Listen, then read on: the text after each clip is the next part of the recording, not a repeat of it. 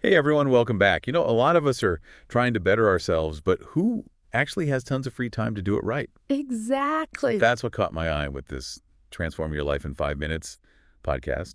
They say you can get real results with just little bite-sized chunks of self-help. Yeah, and the idea that tiny changes add up over time. It's not just Yeah. some feel-good thing. Yeah. There's actual science backing it up. Cool.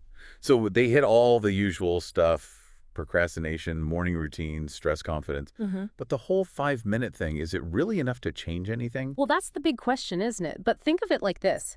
Even small actions, if you're doing them consistently, they create this ripple effect. It's kind of like compound interest, but for personal growth. Okay, I like that analogy. Well, So let's jump into something we've all probably dealt with, procrastination.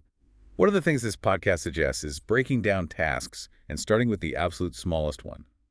Sounds super basic, right? it is basic, yeah, but Yeah. there's a reason it works. It all ties back to this thing called the Zeigarnik effect. Our brains, they get stuck on unfinished stuff. It creates that nagging feeling like you got to do it, you know? Oh, yeah. But when you start, even with a tiny step, it breaks that cycle. You free up mental space. That makes a lot of sense. I've noticed that myself when I finally get going, even for a few minutes, the next time I come back to that task, it feels way less scary. Exactly. And each time you finish a step, no matter how tiny, your brain gives you a little dopamine reward. So you're basically training yourself to link doing something with feeling good. So it's not just checking things off the list, Yeah. it's actually rewiring our brains to be more proactive. Yeah. Okay, so switching gears a bit. Hmm. Morning routines. Gotta admit, I'm not a morning person, but this podcast is all about how even a few minutes of intentional stuff can set you up for a better day. Yeah, they're onto something there. Think about it. How you start your morning often sets the tone for the whole day. Even something as simple as 5 minutes of stretching can mess with your cortisol levels in a good way. Less stress, more alertness. So ditch the snooze button, grab the yoga mat. Could be worth a shot.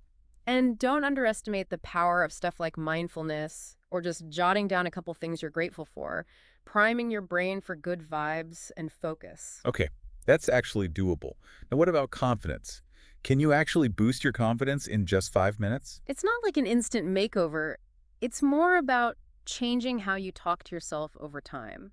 This podcast talks about silencing your inner critic, which really lines up with a lot of cognitive behavioral therapy ideas. But how do you actually do that? Seems kind of vague. It's about noticing those negative thoughts popping up and then making a choice to swap them out with more positive, realistic ones. Even 5 minutes of affirmations or thinking about your strengths can start to break down those old patterns of self-doubt. So it's like training your brain to focus on the good stuff instead of the negative noise. Yeah. I get that. But what if those negative thoughts are kind of true? Like when you mess up on something? Ah, that's where self-compassion comes in. It's about realizing everyone messes up and it doesn't make you a bad person. 5 minutes of journaling, maybe just like acknowledging how you feel and being kind to yourself can go a long way. Interesting. Okay, one last thing I wanted to hit on stress.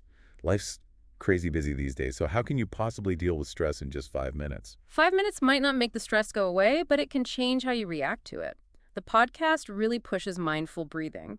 When you purposely slow down your breath, it tells your nervous system, hey, chill out. It's simple, but it works. Huh. So we've covered a lot here. Procrastination, confidence, stress.